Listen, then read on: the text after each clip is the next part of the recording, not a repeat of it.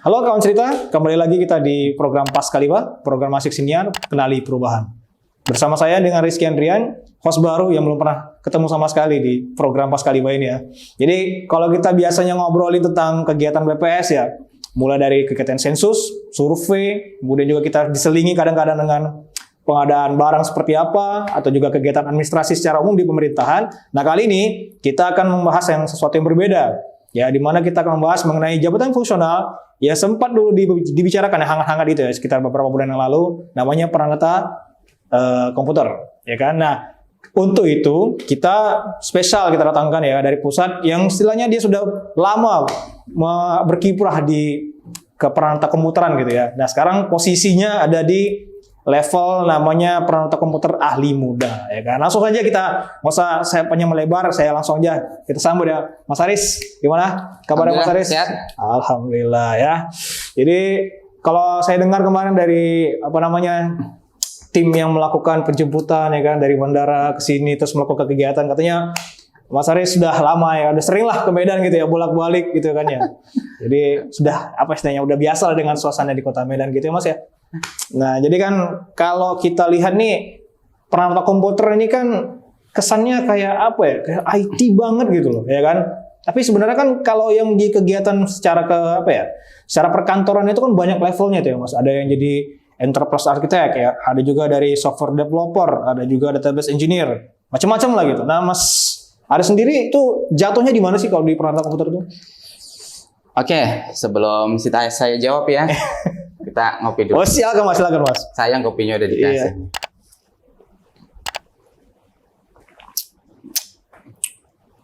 Iya, jadi begini. Sebenarnya saya bukan orang yang ahli menjawab di perangkat komputer ya, karena saya hanya menjalani aja, bukan bagian dari pengurus ataupun orang yang punya wewenang untuk mengurusi itu. Jadi, tapi secara umum yang saya tahu aja, perangkat komputer itu memang ada levelingnya.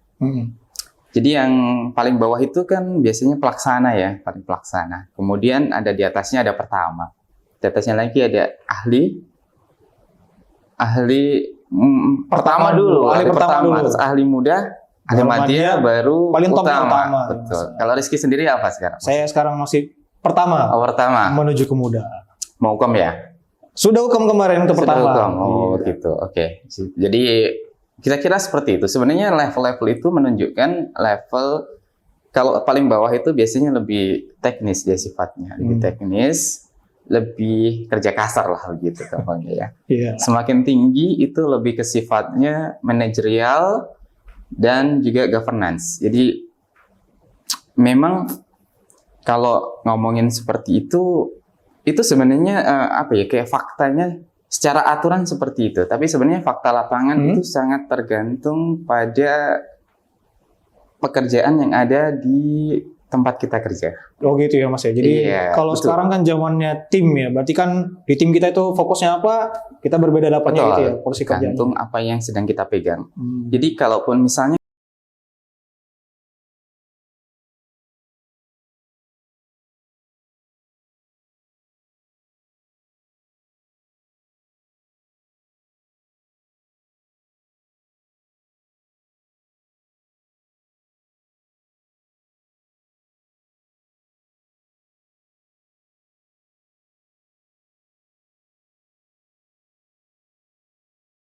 biasanya seperti itu. Kalau nanti kita sudah dinilai, biasanya nanti akan namanya itu ada proporsi gradasi lah namanya Mas ya, dari 100%. Kalau nggak salah kalau kita ngerjain madya itu, kalau muda ngerjain madya kayaknya cuma 80% apa. Nilai pekerjaannya itu dinilai 80% dari kalau kita ngerjain di bawahnya, nah itu kayaknya saya sendiri juga sebenarnya secara aturan agak kurang menguasai ya. Iya Mas. Nanti kalau lain kali kalau yang diwawancari pengurus perangkat komputer, siap-siap nih ke depannya kita akan panggil yang lebih topnya lagi ya untuk menjelaskan terkait dengan perangkat komputer. Nah, oke Mas, itu jadi sekilas berarti Mas Aris ini kan perangkat komputer ahli muda. Ahli muda. Alhamdulillah. Jadi kan tadi saya sempat nanya nih Mas, belum terjawab nih. Spesifiknya kebagian selama ini tuh di bagian apa ini Mas? Sebenarnya kalau secara preferensi itu bisa terbagi menjadi preferensi berdasarkan kebutuhan kantor dan berdasarkan personal. Betul. Ya, benar. Kalau kantor kita, karena kebetulan saya di SIS ya, SIS itu kan ada 4 subdirektorat yang sekarang sudah tidak ada lagi ya. Iya, jadi satu Sekarang Mas, ya. STK sudah berubah, itu semua nggak ada, semuanya dilebur menjadi tim. Tapi sebenarnya secara tidak langsung, secara virtually, itu perbedaan-perbedaan tugas itu masih ada. Jadi kebetulan saya di PTI. PTI itu sebagian besar itu terkait dengan pembuatan sistem informasi. Buatan Jadi programming, ngoding lah ya, Mas, ya. Tapi sifat yang dibuat itu adalah lebih ke sesuatu yang jangka panjang. Service, layanan. Seperti kita ada Simpa, back office. Kemudian ada lagi Sijafung, jabatan fungsional, dan lain sebagainya. Yang sifatnya itu tidak hanya digunakan sekali selesai. Berbeda halnya kalau di IPD yang biasanya menangani tentang pembuatan data entry. Iya. Nah, kalau data entry itu sifatnya lebih jangka pendek, kemudian spesifik untuk menangani satu survei atau sensus tertentu. Itu selesai, maka sudah. Yang lain nanti akan ada lagi pembuatan data entry berikutnya. Kalau kita lebih ke jangka panjang. Gitu ya. Tapi spesifikasi kita sebenarnya sama. Ada di ranah software development. Berarti intinya tim SIS itu software development, bedanya ada yang jangka pendek, ada jangka menengah, ada juga jangka panjang sama sekali. Betul, kita lebih ke yang jangka panjang. Sementara kalau di JKD, di jaringan dan komunikasi data, itu sifatnya lebih mengurusi infrastrukturnya. Oh, ada juga berarti yang ngurusin infrastruktur ya, Mas ya? Ada jaringannya dan hosting service yang akan kita gunakan dalam mendistribusikan apa yang kita buat itu. Oke, berarti ada terbagi banyak dan semua itu ada di pusat itu ya, Mas ya? Ada di pusat. Dan satu lagi itu ada INSIS. Namanya INSIS, sekarang dulu namanya PBD. INSIS. Sekarang PBD dulu ya, Mas ya namanya. Iya, dulu namanya PBD, kemudian diganti namanya jadi INSIS, integrasi sistem. Di situ kalau PBD itu kepanjangan, Mas? Dulu pengolahan basis data. Pengolahan basis data, sekarang jadi integrasi sistem informasi statistik. Jadi karena pembuatan basis data itu kan mungkin untuk sekarang tidak relevan ya kalau dia dibuat satu unit tersendiri gitu kan. Iya. Karena biasanya pengelolaan database itu ranahnya sudah masuk ke dalam masing-masing sistem yang dibuat. Pengelolaannya biasanya sudah termasuk di situ. Jadi tidak perlu ada pengelolaan secara terpisah. Sekarang seperti itu. Sekarang seperti itu ya, Mas ya. Makanya digabung jadi INSIS tadi. Sekarang INSIS. Jadi di konteksnya diperluas, kegiatannya juga lebih banyak menangani ke arah inovasi. Kebanyakan di situ. Jadi kalau misalnya kita mau kita punya suatu inovasi untuk meningkatkan kapasitas dan kapabilitas kita, baik secara personal maupun unit yang kita tangani di INSIS ini, biasanya inovasi awalnya itu ada di situ. Awalnya seperti ide awal dan mungkin prototipenya itu ada di situ ya, Mas? Awalnya seperti itu. Tapi mungkin nanti pastinya itu akan ada pergeseran seperti apa tergantung dinamika yang akan dihadapi SIS itu sendiri. Oke, Mas. Berarti kita banyak juga terjadi software developing ya, Mas ya, pengembangan software gitu ya, Mas. Kalau di kita lebih spesifikasi yang harus kita miliki terutama di situ. Dan kebetulan itu memang align ya, sesuai dengan interest pribadi yang memang lebih menyukai hal-hal yang sifatnya seperti itu ya, software developing, teknis ya. Betul. Membuat sesuatu ya, Mas ya. Membuat sesuatu yang outputnya itu bisa nampak, kelihatan, yang bisa kita lihat seperti apa, bisa kita mungkin modifikasi dan sebagainya yang hasilnya muncul saat itu. Beda kalau misalnya orang yang punya interest di ranah governance, misalnya pembuatan enterprise architect, kemudian data management, itu kan sesuatu itu tidak bisa kita remehkan, itu adalah hal yang sangat-sangat penting. Tapi outputnya itu nggak bisa nampak. Abstrak ya, konseptual. Bisa jadi nanti bertahun-tahun kemudian baru kelihatan. Oh, ternyata ini adalah hasil dari enterprise architect atau data management yang dulu kita bangun. Impact Jadi ya, nggak pada langsung. saat dibangun itu kita nggak bisa ngebayang ini kayaknya barangnya bakalan jadi kayak apa sih. Iya, impactnya dia nggak langsung impactnya gitu ya langsung. Mas ya. Kalau aplikasi kan Kelihatan. kita idenya apa nih, bikin dulu prototype. Coba ya kan? Iya, Gitu ya. betul. Kalau Ini misalnya bagian kalau apa, diubah improve begini, gitu. begitu. Iya, Gitu. benar. Tapi di ranah software development sendiri itu kan juga berkembang ya. Berkembang secara metodological juga. Iya, pasti ya. Gitu ya. Mas. Kalau dulu kebanyakan software maupun kalau kita bicara di ranah yang tempat saya bekerja itu lebih ke pembuatan service yang umumnya itu dikemas dalam bentuk web, aplikasi web. Jadi pembuatan aplikasi web itu pun juga berkembang. Kalau dulu itu biasanya orang bikinnya itu monolitik. Iya. Monolitik itu artinya user interface dan logiknya dan controllernya itu jadi satu. Ya di situ juga. Iya. Dan Jadi apa ya? Ada satu aplikasi, logisnya, model database-nya itu betul. satu gitu ya. Kalau dulu ada apa istilahnya ya? MVC ya, model View controller. Nah, kalau di monolitik itu semuanya itu dikemas dalam satu tempat. Yang sama ya gitu ya Mas. Betul. Functionnya sama di situ ya, Ya, database di situ. kalau itu kan biasanya nanti akan terkendala pada saat di scaling.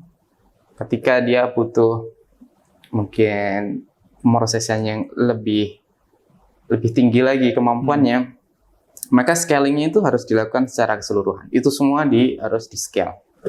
Nah, kalau sekarang kita di PTI atau di SIS lebih besarnya ya luasnya itu lebih banyak mengadopsi ke service oriented architecture. SOA ya Mas So, ya. itu besarnya. Ya, Tapi besarnya. beberapa ada yang mengadopsi microservice, beberapa ada yang mengadopsi hal-hal yang lain. Tapi secara konteks besarnya itu semua lebih ke service oriented. Sekarang ya. Jadi itu udah mulai meninggalkan walaupun masih tetap ada monolitik Tetap ada. pembuatan Tapi sudah aplikasi kita tapi mengarah ke situ. ya sekarang udah mulai ke service oriented ya Mas ya. Betul. Terus kemudian ada juga perkembangan dinamis yang harus kita kita lakukan untuk menyesuaikan dengan zaman itu sendiri. Pertama begini, kita kan banyak bekerja di tim ya. Iya. Jadi tim kita itu kadang ada 3 orang, 5 orang. Ada sebenarnya yang beberapa yang cukup besar, seperti di back office itu timnya lebih dari 10 orang. Karena memang modul yang dikelola banyak. Banyak ya Mas ya. Banyak.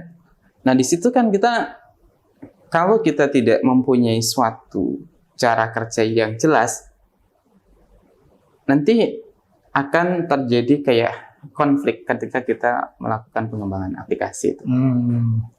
Misalnya saja sederhananya, ketika kita membuat sebuah service. Ketika service itu dibuat, kan kita mendefinisikan apa input, apa outputnya. Ya. Nah, ketika tidak punya standarisasi, output yang dihasilkan itu kan nanti akan dikonsum oleh developer lain yang membuat sisi kliennya. Nah, itu akan terjadi mismatch di situ. Mismatch ya. Contoh misalnya pendefinisian nama-nama field-nya. Apakah itu nanti field-nya pakai lowercase atau pakai uppercase? Kemudian penulisannya pakai snake case yang pakai underscore gitu, atau pakai camel case yang besar kecil gitu. Kalau misalnya ternyata dari service producer itu yang dikeluarkan berbeda dengan yang dikonsum, itu maka akan terjadi ketidaksesuaian data gitu kan. Iya, dari inputnya pengennya apa, output yang apa gitu ya Mas. Betul. Kan dinamika itu kita tangkap ketika kita membuat program sekarang ini aplikasi berbasis web yang berbasis service oriented tadi. Iya, orientasinya ada service layanan ya Mas. Kita menggunakan paradigma skema first approach. Jadi kita coba buat skemanya dulu yang mana itu nanti akan menjadi kontrak. Kontrak buat developer yang terlibat di situ. Jadi misalnya kita sudah punya kontrak, nanti ada mungkin developer yang bertugas di back-end engineering, dia membuat service-nya, maka dia harus mengikuti kontrak itu. Apa inputnya, apa outputnya, apa nama metodenya. Di situ harus disesuaikan. Iya. Sama. Kemudian di sisi front end developer juga harus mengkonsum berbasis kontrak itu. Iya. Kalau kontraknya sudah didefinisikan begitu, penamaan field-nya sudah disesuaikan seperti itu, dia harus mengkonsumnya dengan cara yang sama. Iya. Jadi teman-teman ya, ini kita kan tadi membahas nih kan teknikal banget ya. Teknis, Jadi ya. sebenarnya yang ingin dibahas itu adalah namanya pengembangan aplikasi berbasis layanan ya. Jadi kalau ini mungkin sekilas ya Mas ya kan. Sekilas, Jadi ada aplikasi ya kan, aplikasi untuk aplikasi penyedia layanan untuk membeli tiket, membeli pemesanan layanan hotel ya, kemudian layanan transportasi juga. Betul. Nah, itu kan kalau teman-teman pembayarannya juga satu lagi ya, ada pembayaran menggunakan jenis bank mana saja gitu ya. Nah, itu jangan teman-teman berpikir bahwa si perusahaan itu yang punya database-nya, yang punya aplikasinya, yang bisa menjalankan webnya. Tidak seperti itu teman-teman. Nah, apa yang dikatakan oleh Mas Haris tadi itu ada namanya layanan. Jadi ada sana ngembangin layanan ini, ya satu lagi programmernya ngembangin layanan ini gitu ya. Jadi beberapa layanan dikumpulin jadi satu platform gitu ya, dikumpulin di satu platform. Nanti apa yang kita butuhkan, misalnya mau beli tiket nih, transportasi, nah bisa gitu. Jadi ada kontrak gimana yang tadi dibilang oleh Mas Haris itu harus disepakati nih. Saya mau misalnya beli tiket, apa kira-kira karakteristik tiket itu? Nah, itu kita harus input, kemudian diproses ngapain ya kan Mas ya gitu kan. Ya, Kemudian hasilnya seperti apa? Nanti ada invoice pembayaran gitu ya kan. Nah, apa saja hasilnya itu otomatis kita harus sepakati gitu. Jadi dulunya kita kan masih belum sampai situ ya Mas ya, masih monolitik ya, masih kita pengembangannya ya.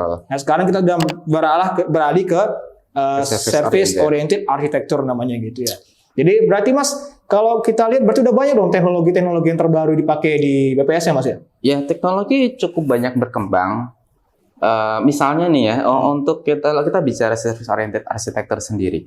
Kalau zaman dulu pada saat saya tahun 2015 ketika saya pertama kali kuliah di ITB ya. Jadi itu yang paling banyak digunakan itu cuma dua. WSDL sama REST.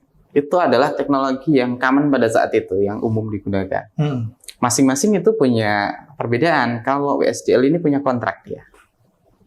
Tapi kalau REST itu nggak punya kontrak, cenderung bebas kan?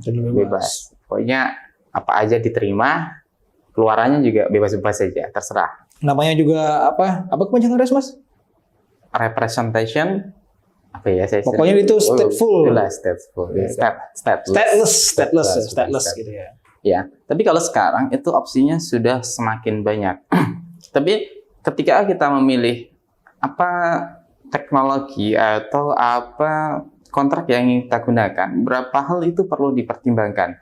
Yang menurut saya yang paling penting untuk dipertimbangkan itu adalah ketersediaan tooling untuk menggenerate kodenya. Oh iya, benar Mas ya. Jadi developer productivity di situ mungkin adalah poin yang akan sangat penting supaya gimana programmer itu bisa cepat ketika mendevelop service itu dan juga mendevelop client side-nya. Jadi dua sisinya harus cepat. Pokoknya intinya ngodingnya harus cepat lah gitu ya Mas. Supaya cepat itu generated code itu sesuatu yang mungkin bisa dibilang krusial di situ ya. Krusial. Generated code. Karena nanti ketika teman-teman ya ini teknis ya. Jadi kalau teman-teman lagi ngoding gitu, ada autocomplete kan? Ya. Autocomplete itu didasarkan pada generated code-nya. Ya, benar. Kalau kita nggak punya generated code-nya, kalau misalnya cuman kayak JSON based data, kita nggak tahu key-nya apa. Key-nya apa, value-nya apa gitu ya. Jadi kalau ada kontraknya, kita field-nya itu sudah ada definisi di situ. Kita tinggal panggil. Benar. Jadi lebih produktif. Nah, sekarang ini yang kita adopsi itu ada dua. Yang pertama itu gRPC dan Protobuf. Itu punyanya Google. Kalau Protobuf pernah dengar sih Mas. gRPC ini yang mana Mas? Sama, itu sebenarnya. Itu adalah komplement. Oh, komplement ya berarti ya. Iya, nanti saling melengkapi ya. Betul. Protobuf dengan ini ya. Nah, di situ kalau ini sebenarnya teknis sih, kalau teman-teman mungkin tertarik nanti bisa dieksplorasi juga. Jadi dia seperti halnya object oriented programming. Jadi ada cuman mungkin penamaan atau definisinya saja yang berbeda. Tapi sebenarnya konsepnya sama. Ada class, ada method, ada field. Jadi seperti itu. Bentuknya mirip, cuman penamaannya beda. Gitu ya Mas. Jadi Itu sebenarnya kontrak kan, kelas base kontrak mirip kelas itu ya. Iya. Satu lagi yang juga sering kita pakai itu GraphQL. Oh, pakai GraphQL Mas ya? Iya, GraphQL itu kan juga skema base. Cuman di situ masing-masing punya kelebihan dan punya kekurangan. Kalau gRPC protobuf itu kelebihannya itu ada di pertama payloadnya itu sifatnya binary. Binary itu punya keuntungan, salah satunya itu adalah dia tidak mudah dirubah. Maksudnya nggak mudah diintip juga. Ketika teman-teman buka network console di browser gitu kan, biasanya payloadnya kan bisa kebaca ya. Iya, kalau ini dia Kalau binary itu kan nggak bisa kebaca. encrypted gitu Mas ya? Atau Bukan encrypted, tapi binary. binary ya? Bentuknya simbol-simbol. Oh, yang kalau gibberish lah gitu bahasanya ya Mas ya. Kita nggak tahu nih karakter gitu, simbolnya apa iya. gitu ya. Bisa bentuk ya bulat, bintang. Iya, atau bulat apa dengan gitu. gambar kartu speed gitu Iya, ya, kayak gitu. macam-macam. Binary. Gitu ya. Binary ya Mas ya. Kayak kita buka exe di Notepad itu. Iya, nggak bisa tuh executable Nggak kita bisa, buka tuh nggak bisa ya. Bisa dibuka, cuman nggak bisa dibaca. Oh iya bisa dibuka nggak bisa dibaca. Iya, kayak gitu. Binary. Terus kemudian generatornya itu cukup mumpuni untuk menggenerate client side dan server side. Jadi kita bisa tinggal pakai dengan mudah. Gitu ya. Jadi kalau saya lihat tadi Mas, teknologinya kan udah ada GraphQL, kemudian tadi ada pakai REST API gitu kan ya. Kemudian itu kalau websitenya BPS juga kan website aplikasinya gitu maksudnya. Jadi itu ada banyak kan Mas ya. Ada yang dikembangin pakai Node.js ya, ada Next.js, pakai itu framework-frameworknya gitu ya. Ada pakai Laravel, macam-macam gitu ya. Ya kan kalau framework nih ya tergantung rasa dari developernya lah sama timnya gitu ya Mas ya. Nah sekarang saya mau nanya nih Mas terkait dengan security itu kira-kira gimana nih kan kita kan namanya Badan Pusat Statistik nih, data semua di kita nih, aplikasi ini kan pengolahan di kita, penyedia di kita. Nah mungkin kan teman-teman kawan cerita juga pasti nanya nih, ini BPS nih datanya gimana ya? Dari sisi teknologi ini kan kita harus tahu nih apa yang digunakan sehingga kita tahu data kita tuh aman. Nah itu gimana Mas kira-kira? Nah sebenarnya best practice itu ada best practice yang sebenarnya kalau kita ikuti itu sudah cukup mumpuni untuk bisa kita membuat aplikasi yang secure. Yang paling banyak menjadi celah itu kan sebenarnya karena kemampuan developer yang bervariasi. Oh iya, benar juga. Kemudian security minded itu juga harus dibangun. Contoh misalnya begini, yang paling banyak dulu ketika beberapa tahun yang lalu ya, itu kasus yang paling banyak terjadi itu kayak SQL injection. Ya, paling sering terjadi itu, Mas. Itu kan karena penggunaan penggunaan metode yang kurang tepat ketika kita mendesain sebuah query. Jadi sebenarnya kalau kita ada beberapa cara kan, kalau misalnya kita melakukan query silak aja deh. Where-nya itu kan bisa kita set dengan cara kita concatenate ya, kita sambungkan stringnya. Iya, benar. Nah, tapi sebenarnya itu nggak best practice. Best practice-nya itu sebenarnya pakai parameterize, di parameter. Jadi dia nanti akan dikirim dengan cara yang berbeda. Dia termasuk sudah ada teknis escaping-nya. Escaping-nya Mas. Iya, jadi di situ nggak di concate. Kalau di concate nanti bisa dia kirim payload dengan cara yang berbeda. Dia bisa nambahin query lagi di tambahan itu itu ya Mas. Secara server side sebenarnya banyak sih. Terus kemudian juga ada juga misalnya kayak pembuatan routing pada saat routing ya. Jadi pada saat routing itu kadang-kadang kita membuatnya itu pakai integer aja gitu kan. Iya. Jadi itu kan nanti bisa dimainkan, ganti 1, 2, 3, 4, terdapatlah datanya. Oh gitu. Kalau di kita udah kita masih atasi ada yang seperti itu. Cuman sebenarnya kalau mau lebih aman, gunakan karakter yang tidak merepresentasikan record. Kayak misalnya UUID gitu kan. Itu kan susah untuk dicoba-coba gitu. Kalaupun diganti satunya dengan 2 belum tentu. Jadi dia betul.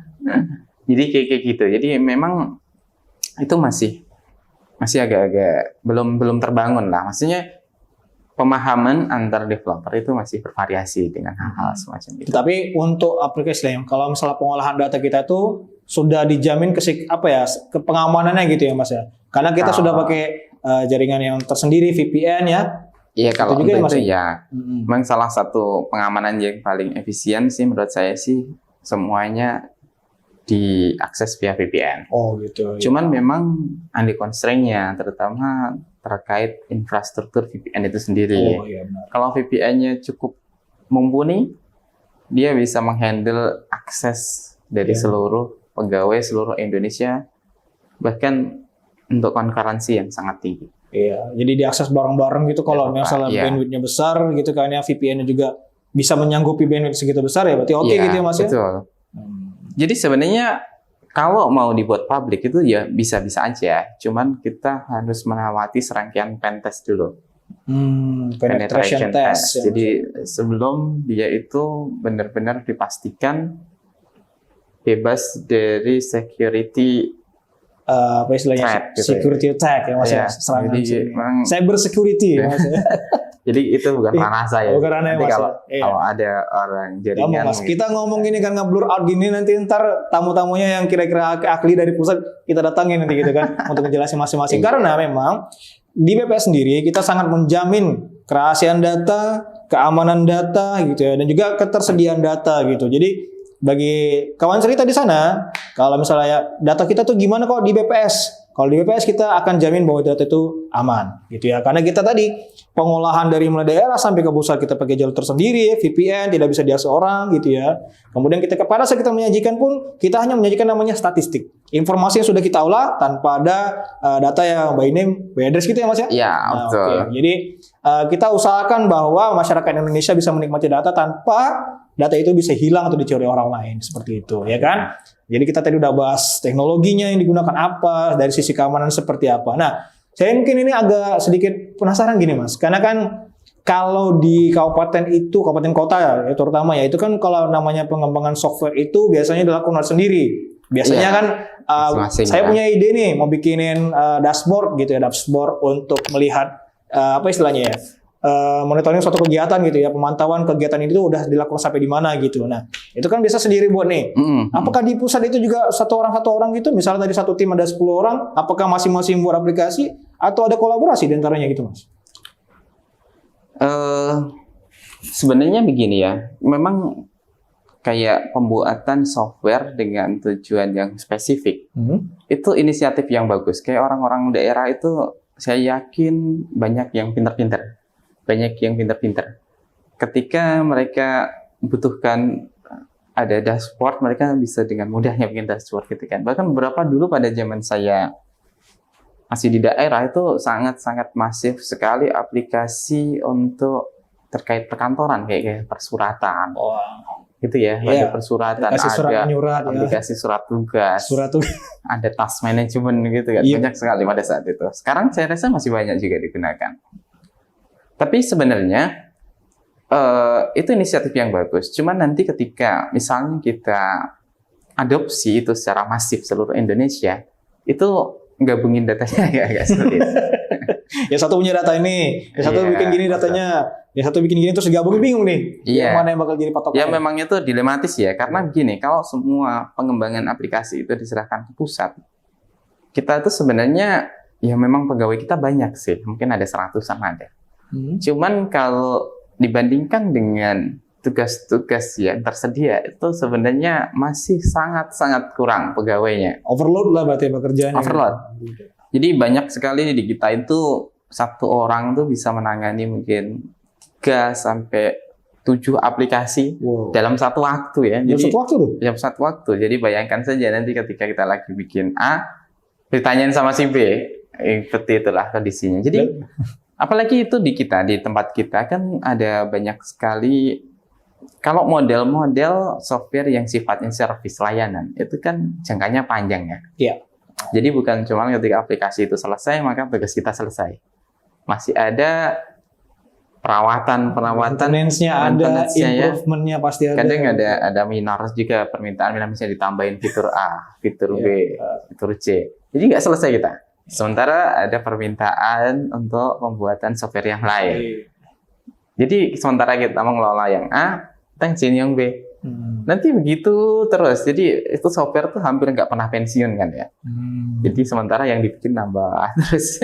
Iya, tapi kalau dia pengembangan yang monolitik, setahu saya ya Mas ya, itu kan biasa tergerus oleh waktu nih, tapi kan susah dikembangin kan. Iya. Kalau misalnya dia namanya service oriented kan kita gampang nih hanya mengembangin layanan ini, ketika nanti dokumentasi dengan baik, developer berikutnya bisa lanjutin dengan gampang. Ya, Jadi betul. terus berkelanjutan itu, nggak mati gitu aplikasinya gitu ya Mas. Tapi sebenarnya mindset pada saat pengembangan itu juga diperlukan. Jadi ketika kita sudah punya mindset untuk berbagi data, Jadi karena pakai monolitik tadi kan susah untuk bagi data ya. Karena ketika aplikasi itu diluncurkan, diakses, yang kebuka itu nggak hanya datanya aja, tapi juga termasuk skripnya, HTML, skripnya dan sebagainya, gitu kan. Jadi kalau nanti ada konsep berbagi data, itu kita sebenarnya pada saat inisiatif awal pengembangan aplikasi, itu sudah kita harus memisahkan antara internal API dengan public API. Public API, ya benar. Jadi internal API itu khusus dipakai di aplikasi itu aja. Khusus developer juga lah ya Mas ya. Developer, tapi untuk aplikasi Untuk aplikasi itu aja sendiri ya. Tapi kalau eksternal ini lebih ke disiapkan untuk aplikasi lain gitu untuk mengakses data itu. Karena salah satu isu yang sering kita hadapi itu adalah duplikasi data. Datanya ada di mana-mana, tapi nggak konsisten. Misalnya ada data pegawai nih ya, atau data user lah, user aplikasi. Nanti di aplikasi A, dia punya manajemen user sendiri. Di aplikasi B, ada manajemen user sendiri. Di aplikasi C juga seperti itu. Yang semuanya itu sebenarnya subset dari kepegawaian kita. Ya. Subset dari simpek. Sama sebenarnya diurusin kepegawaian juga ya Mas. Maka krusial misalnya kita bikin simpeknya ini itu punya API public juga. API public ini maksudnya public itu aplikasi lain yang masih internal juga sifatnya, bukan keluar BPS gitu. Iya. Jadi nanti aplikasi lain yang dibangun itu tinggal menggunakan data yang sudah tersedia itu. Jadi datanya ketika ada update satu kali, semua aplikasi itu dapat update yang sama, gitu Mas ya? Di perubahan itu tapi tidak mudah, maksudnya nggak bisa seketika terjadi, karena terutama ada aplikasi-aplikasi yang sudah lampau itu dibangun tidak dengan mindset begitu. Tidak dengan mindset SOA ya Mas ya? Mindset service oriented. Jadi kita harus mere-engineer itu dulu. Tapi untuk mere-engineer itu kan juga tidak mudah, seiring dengan kesibukan kita yang ada. Kesibukan, mungkin juga pengetahuan terkait dengan teknologi yang lampau tersebut ya Mas. Dan juga ada yang juga support dari subject matter. Karena pada dasarnya kan kita ini supporting sistemnya. Sesuatu yang kita bikin itu sebenarnya adalah kebutuhan dari subject matter yang lain. Kalau mereka tidak merasa butuh, ya kita tidak bisa memaksakan untuk membuatnya. Jadi pembuatan aplikasi selalu didasari oleh kebutuhan, requirement ya, sistem requirement. Kita supporting sifatnya. Jadi kalau mereka butuh untuk di re-engineering, maka itu akan di re-engineering. Tentu dengan mempertimbangkan waktu dan ketersediaan sumber daya manusia yang akan membuatnya. Jadi kalau kita ngomong sistem development tuh, software development ya, itu nggak ringkas kayak cuma kayak ngoding doang atau nggak kayak begitu ya Mas ya? Iya betul. Kalau kita bandingkan dengan kayak perusahaan-perusahaan yang startup yang sekarang, mereka itu porsi dari tim IT-nya itu bisa mencapai 20% dari seluruhan pegawai. Banyak juga ya Mas ya? Dan mereka itu biasanya punya tugas spesifik. Misalnya di perekrutan pun itu didasarkan pada kebutuhan. Misalnya startup itu butuh data engineer atau butuh data analis. Maka mereka benar-benar akan melakukan data analis yang punya kapasitas data analis. Dan ketika sudah direkrut, pekerjaan mereka memang cuma menjadi data analis. Ya, kalau di kita, instansi pemerintah pada umumnya, saya tidak bicara tentang BPS saja, tapi secara umum instansi pemerintah, termasuk di dalamnya BPS, itu tidak ada spesifikasi tenaga atau sumber daya manusia yang direkrut ketika kita membangun sebuah tim gitu. Misalnya, ya jadi kita ini kayak pemain serba bisa gitu ya. Apa ya, kalau joker lah maksudnya. Joker ya. Kita juga harus bisa ngoding, bisa jadi analis juga, bisa jadi pembuat dashboard juga. Iya. Ya, pokoknya semua bisa semuanya. Bahasa kerennya full stack. Full stack ya. Full stack developer. Sebenarnya udah ngembanginnya semua gitu Mas ya. Iya. Tapi kan ya Nggak spesifik. ya spesifik ya. Tapi itu tadi emang kehebatan kita ya bukan membanggakan juga, tapi memang khusus ini ya peran data komputer yang memang sifatnya dia berkecimpung di daerah pengembangan software itu, memang dia selalu bisa mengembangkan aplikasi itu dan juga melakukan hal-hal lain. Ya, bisa jadi wawancara system requirement seperti apa, nanti juga penetration testing dia juga sendiri, kemudian presentation hasil akhir juga dia juga gitu ya Mas ya, user interface-nya yang lola kadang-kadang dia juga sendiri gitu ya. Jadi ya begitulah ya Mas ya peran data komputer ya Mas ya. Begitu memang harus jadi serba bisa ya. Jadi harus serba bisa. Jadi memang ASN itu adalah aparatur sipil negara yang serba bisa. Harus seperti itu ya kan.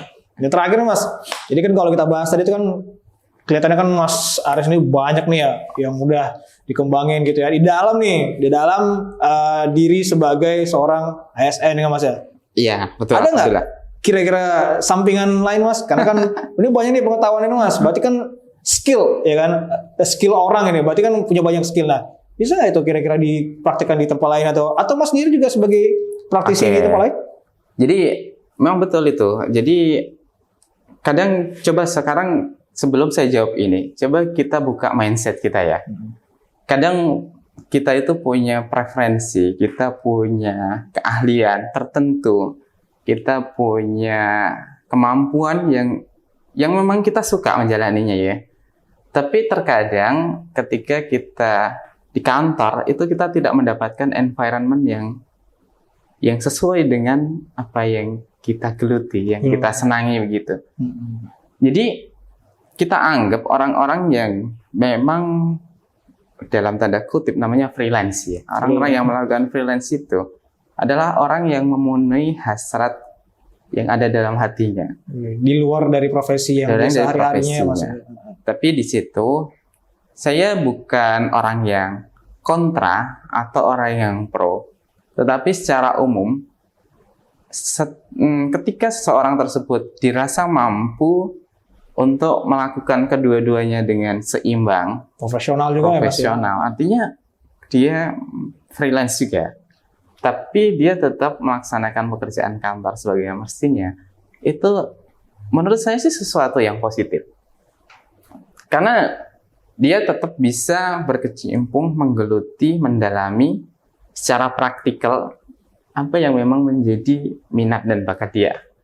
Dan kalau kita lihat juga bisa mendukung ke pekerjaan sehari-harinya sebenarnya Mas ya? Iya, betul sekali. Jadi kadang-kadang kalau misalnya nih ya, misalnya Rizky di luar membuka jasa pembuatan website. Nah, otomatis di situ kan Rizky bakalan membuat suatu library komponen yang bisa digunakan baik untuk project di luar maupun untuk pembuatan website yang di request di kantor. Di kantor ya benar. Jadi di situ malah jadi kayak suatu hal yang positif. Gitu menurut saya itu hal yang positif. Jadi tidak harus ditanggapi dengan kontra gitu ya. Ya. Jadi ada juga beberapa kasus misalnya dia sambil ngajar. Ada juga beberapa orang yang preferensinya itu mengajar. Itu kita harus tanggapi juga dengan pikiran yang terbuka. Ketika dia belajar, itu ada ilmu-ilmu yang bertambah dari dia kan. Iya. Dia bertambah ilmu, yang ilmu itu bisa diimplementasikan juga di kantor sebenarnya. Yang mana kalau dia tidak melakukan itu, mungkin dia nggak ada waktu belajar. Nggak belajar, terus hilang ya Mas ya? Pengetahuannya tidak termanfaatkan dengan baik. Jadi sebenarnya, menurut saya sih selama kita mampu mengelola waktu, kemudian tetap profesional, itu bisa menjadi sesuatu yang menguntungkan kedua belah pihak. Oke. Kira-kira seperti itu. Ya. Berarti ingat ya teman-teman ya, ketika kita ada nih niatan mau nge-freelance ya, beberapa hal yang perlu diperhatikan. Pertama, waktu ya. Nggak boleh pada saat kita sebagai ASN itu bekerja, kita melakukan kegiatan freelance kita di situ. Gitu ya Mas ya? Ya kan? Ya, berarti kan kita selesaikan semuanya dengan baik. Intikan, berarti kan kita dituntut harus profesional. Bagilah waktu sesuai dengan kadarnya ya. Kemudian juga ya tadi jadikan alat freelance itu sebagai untuk mengasah skill kita untuk bisa ini memberikan kontribusi lebih baik lagi pada pemerintah. gitu. Jadi kita sebagai ASN bisa mengimprove skill kita ke depannya gitu ya. Jadi ladang untuk training lah gitu ya Mas ya. Betul. Untuk latihan gitu ya. Semuanya bisa bermanfaat asal dilakukan sesuai porsinya. Oke, sesuai porsinya. Profesional, oke. Oke, teman-teman, mungkin itu yang udah bisa kita bahas ya selama beberapa waktu ini ya. Mungkin ya kalau kelamaan sih nggak apa-apa, tapi saya rasa materinya luar biasa gitu kan yang kita bahas ya. Mungkin bagi teman-teman ya, khususnya yang perantau komputer, bisa memetik ya paling nggak sedikit banyak informasi yang disampaikan oleh Mas Aris, ya kan. Moga-moga kita sebagai seorang perantau komputer ini bisa berkembang ke depannya, ya baik dari sisi karirnya maupun dari sisi finansialnya, ya sehingga kita nanti bisa lebih semangat untuk bekerja di bidang kita sebagai perantau komputer. Saya akhiri. Wassalamualaikum warahmatullahi wabarakatuh. Sampai jumpa kembali di episode berikutnya. Waalaikumsalam warahmatullahi wabarakatuh. Jangan lupa ngopi.